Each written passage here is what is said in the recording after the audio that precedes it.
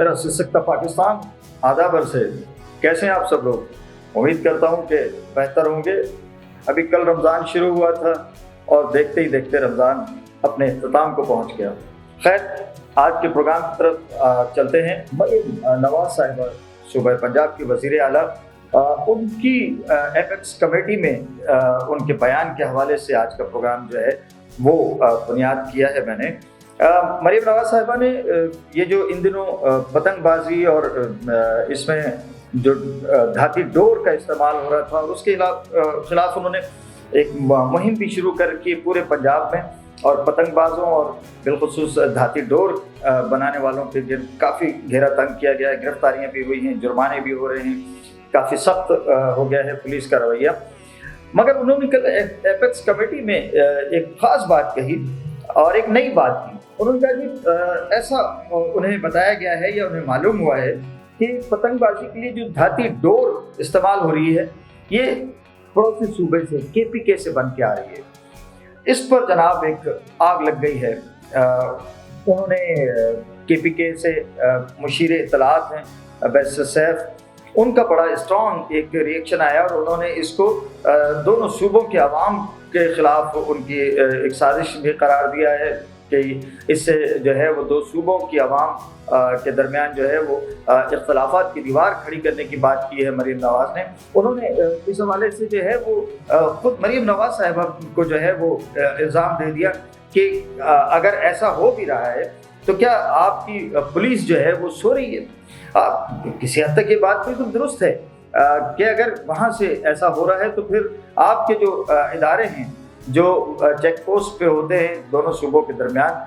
जो कस्टम का अमला है और दीगर जो एजेंसियां इस हवाले से काम करती हैं,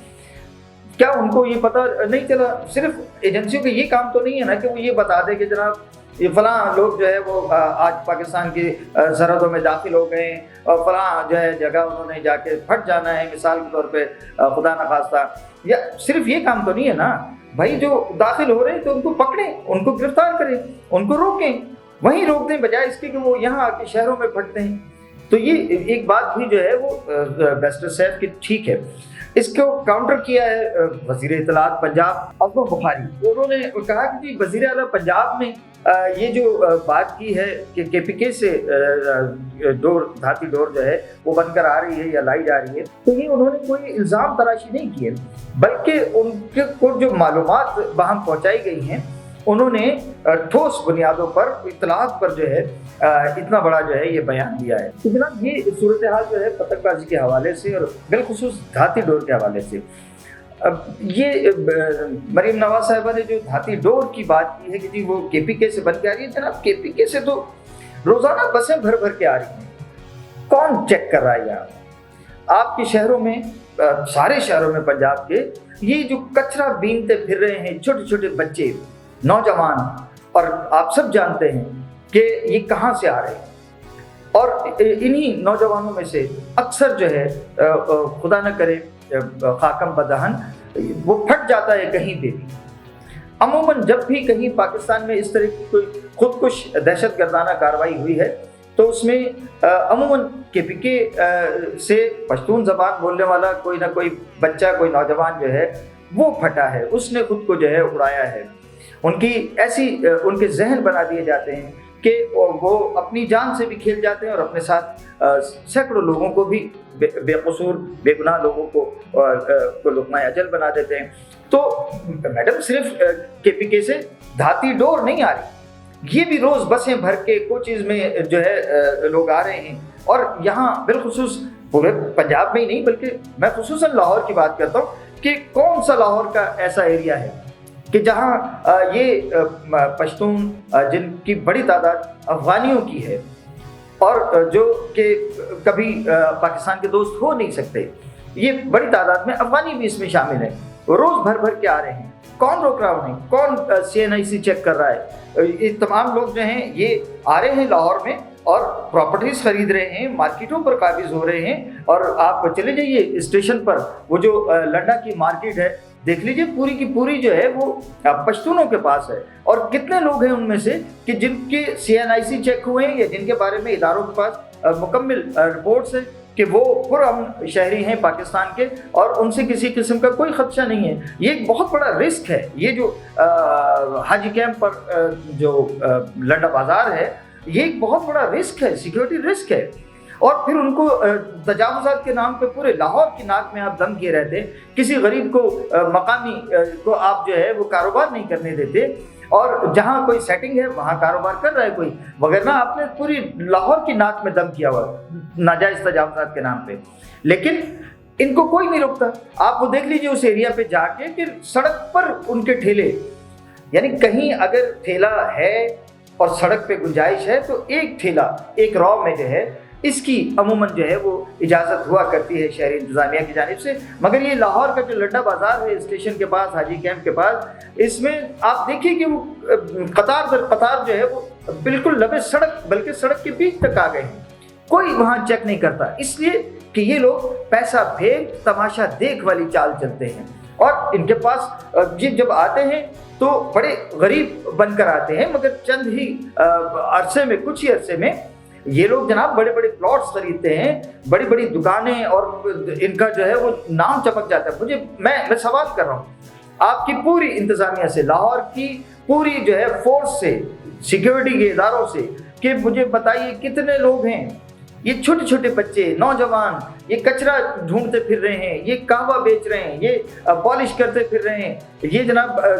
سٹے جو ہے وہ بیچ رہے ہیں، آپ کو جناب مکئی کے دانے بھون کے اور چنے بھون کے آپ کو دے رہے ہیں، اب بہت سارے اس طرح کے چھوٹے چھوٹے چشمہ، ٹوپی، رومال بیچ رہے ہیں جگہوں جگہوں پہ۔ یہ ان سے کبھی پوچھا کسی نے کہ کہاں سے آئے ہیں، کیوں آئے ہیں؟ بھائی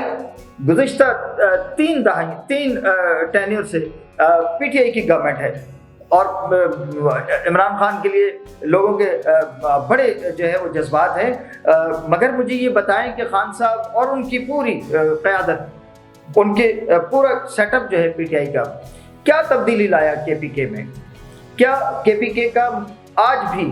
مزدور،